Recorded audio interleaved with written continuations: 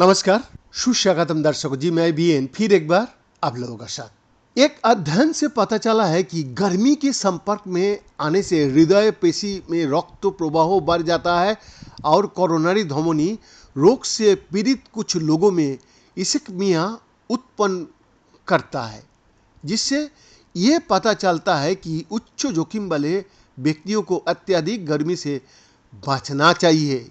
शोधकर्ताओं ने स्वस्थ वयस्क और कोरोनरी धमनी रोग यानी कि सीएडी से पीड़ित वयस्क दोनों को शामिल करते हुए प्रयोगशाला नियंत्रित प्रयोग किए।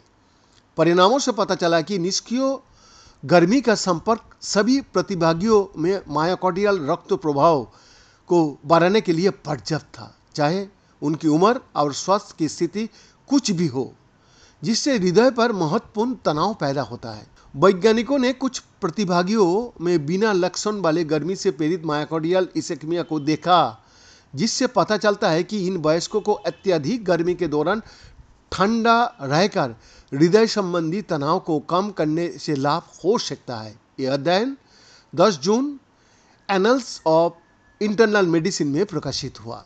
मॉन्ट्रियल हार्ट इंस्टीट्यूट के शोधकर्ताओं ने 20 स्वस्थ युवा वयस्कों, 21 स्वस्थ वृद्ध वयस्कों और 20 सीएडी से पीड़ित वृद्ध वयस्कों पर एक प्रयोगात्मक अध्ययन किया, ताकि गर्मी के संपर्क में आने पर एमबीएफ की आवश्यकताओं को पता लगाया जा सके। प्रयोगशाला में प्रतिभागियों को तब तक गर्म किया गया जब तक कि उसका आंतरिक तापमान 1.5 डिग्री सेल्सियस नहीं बढ़ गया, और उनके एमबीएफ को संपर्क से पहले और उनके आंतरिक तापमान में 0.5 डिग्री सेल्सियस की हर वृद्धि पर मापा गया।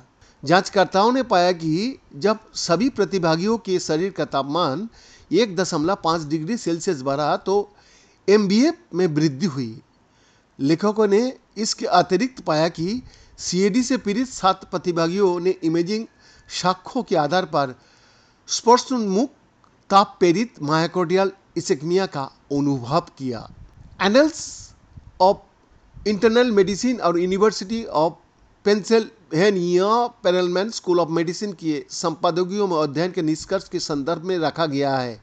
औसत तापमान में वैश्विक वृद्धि को देखते हुए, जिसने गर्मी से संबंधित रुग्णता और मृत्यु दर में वृद्धि की गई है, अति संवेदनशील व्यक्तियों की पहचान करना आवश्यक है, जिसमें ऑब्स्ट्रक्टिव कोरोनरी एपिकार्डियल स्टेनोसिस या माइक्रोवैस्कुलर डिसफंक्शन वाले लोग भी शामिल हैं। गर्मी के संपर्क में आने से हृदय पर काफ़ी दबाव बढ़ सकता है, जिससे वाहिकाओं में आपूर्ति मांग का असंतुलन भी हो सकता है, जिससे प्रवाह सीमित करने वाली बीमारी भी हो सकती है।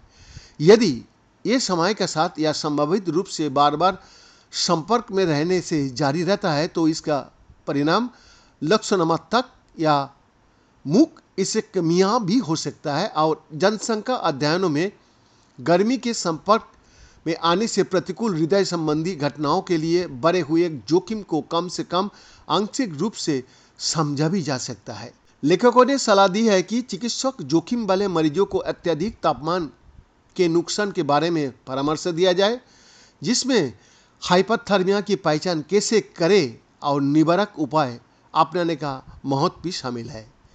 बीएन का एक्सक्लूसिव रिपोर्ट।